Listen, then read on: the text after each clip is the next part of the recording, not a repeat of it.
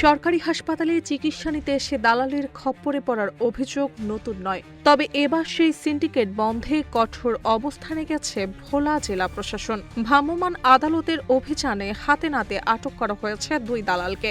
ভোলার 250 শয্যা বিশিষ্ট জেনারেল হাসপাতালে দীর্ঘদিন ধরে একটি দালাল চক্র সক্রিয় থাকার অভিযোগ ছিল। তারা হাসপাতালে বিভিন্ন স্থানে অবস্থান নিয়ে রোগী ও স্বজনদের প্রলোভন দেখিয়ে বেসরকারি ক্লিনিক ও ডায়াগনস্টিক সেন্টারে নিয়ে যেত বলে অভিযোগ রয়েছে।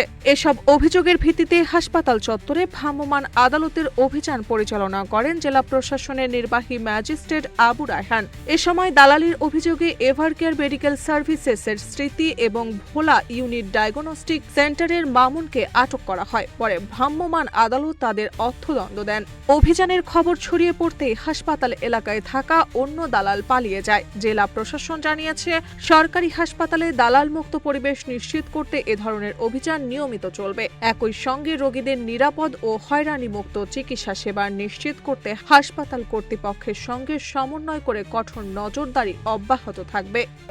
আমরা জেলা প্রশাসনের পক্ষ থেকে হাসপাতালে দালালদের দৌরাত্ম্য প্রতিরোধে আমাদের সিদ্ধান্ত অটল এবং আমরা জিরো টলারেন্সের উপর ভিত্তি করে কাজ করছি।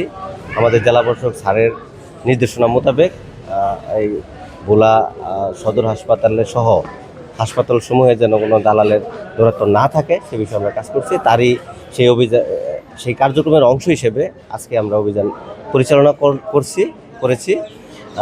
সেই প্রেক্ষিতে আমরা ইতিমধ্যে 2 জন দালালকে আমরা শনাক্ত করতে সম্ভব হয়েছি।